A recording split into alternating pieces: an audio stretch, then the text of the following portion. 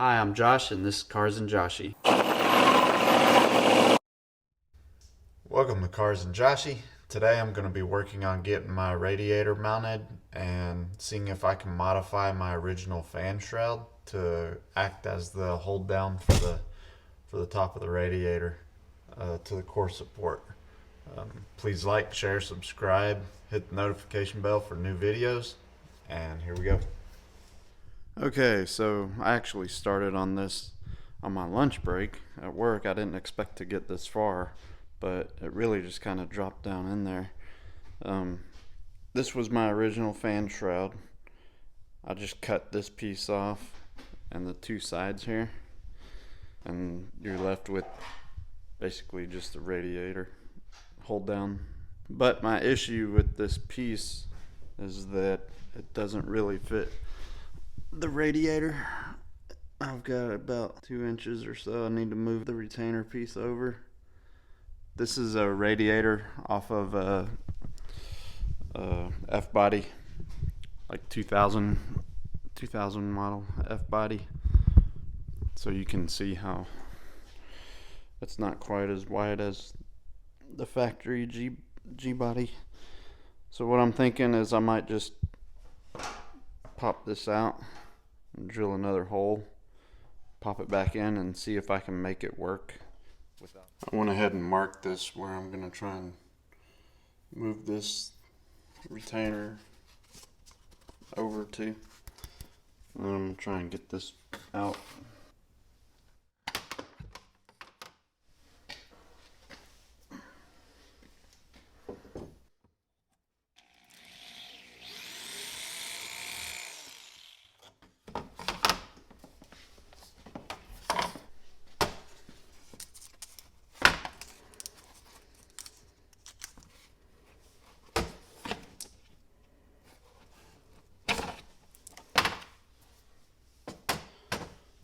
This isn't going to go over the radiator that I have.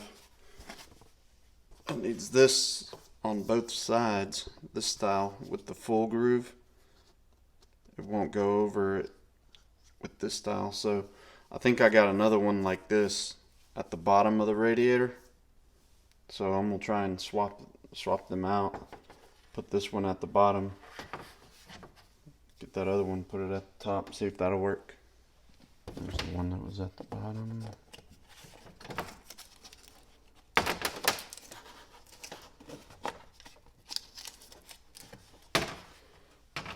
Go put this one at the bottom.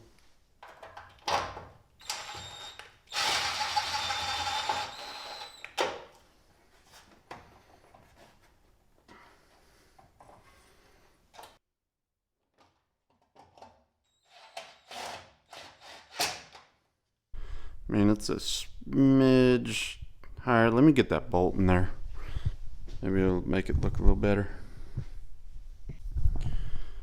Alright, I had to get the 1/2-inch drive impact to get this down further. I decided not to tap the holes and just drive it in instead, because, you know, cross thread is better than Loctite. So, anyways, I've got all the retaining bolts in the radiator hold down, and the radiator isn't really loose. It's pretty tight in there. It's not going anywhere, so I think it's good. And we'll take this back out and clean it up.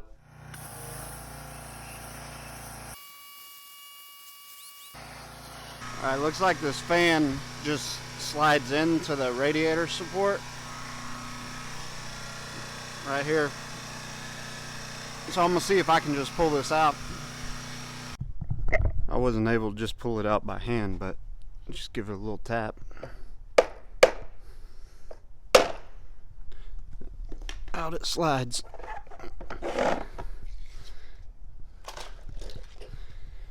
Back to pressure washing. Okay, I got everything washed. It's all dry now.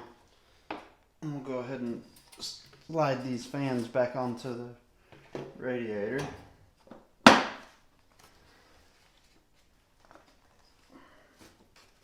There it goes.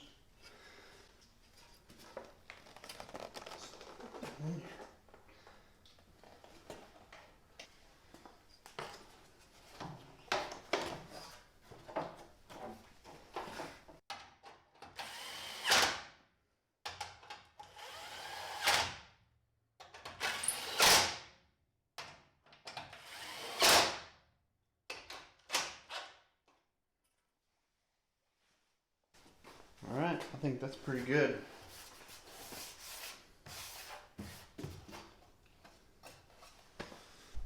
On this bypass valve, I loosened up the bolts to the brackets and I tilted the whole bracket just a little bit up, and then what I did was I took the set screw and I screwed it in so it's still the stop for the throttle plate that's inside there, the bypass plate.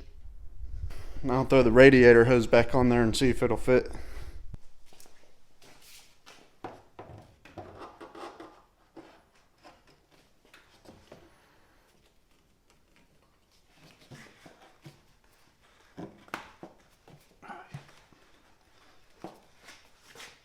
Yep, it's on there now. We got a little bit of room.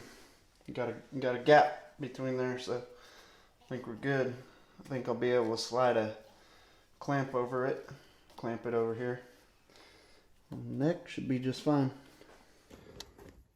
So I picked up this piece a long time ago, back before I even got the LSA supercharger, and I was planning to go all motor. This would go in line with the radiator, and your steam vent kit will tie into here, and then you'd use this little valve to bleed off any air or anything in the system. But now the highest point in my system is going to be the Motion Raceworks 4-port steam kit for LSA. So I'll just crack the line right here and bleed off anything that's in the system there. But I'm gonna keep this in line because I still need a place to tie this line into, and I don't have a spot on this radiator, and I'm not gonna tap and drill into the water pump, so I'm just gonna cut the radiator hose and put this in line. And since it's kind of bowing out on this a little bit, I figured that'd give me a good opportunity to shorten this hose, cut it here, have this come over a little bit more, and not have it bow out right here anymore. So that's what I'm gonna work on, getting this in line.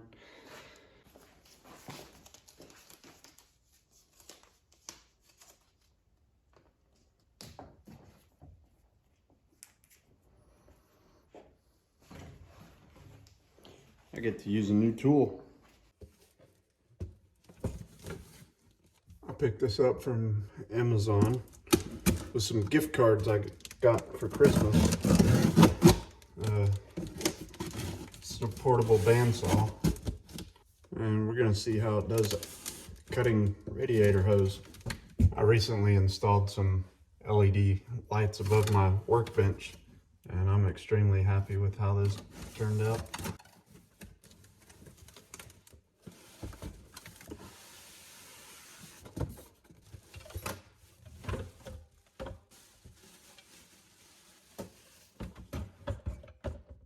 Feels pretty sturdy. I'm not gonna get very far without this. Wish I would have had something like this when I was doing my exhaust. Probably would have been a lot smoother. I've never owned a bandsaw, so I'm gonna have to figure out how to get this blade on here.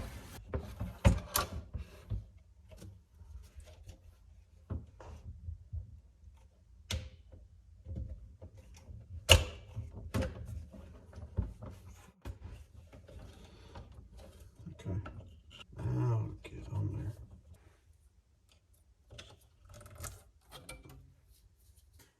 The other thing I added to my workbench is a 9-outlet power strip right next to it.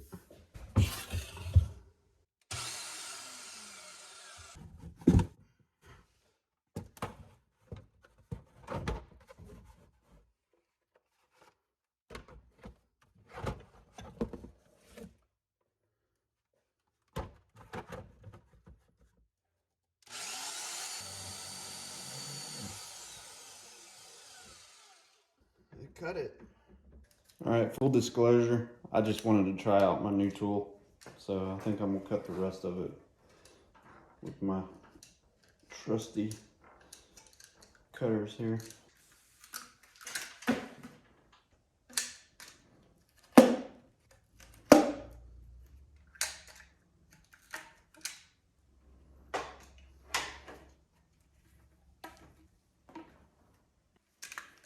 There we go. See if it's gonna fit. Sure hope so. I don't want to buy another hose.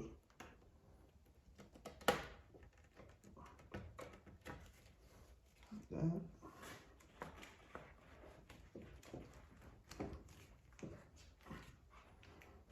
Oh yeah. I think that's gonna work. And get the lower radiator hose and see how we make that work. Ooh. Maybe that's not gonna work. That seems, well, it seems fine on that side, but it seems too big on this side. That's pretty big. I mean, it just, no effort at all to push it over that hose, or that outlet on the radiator.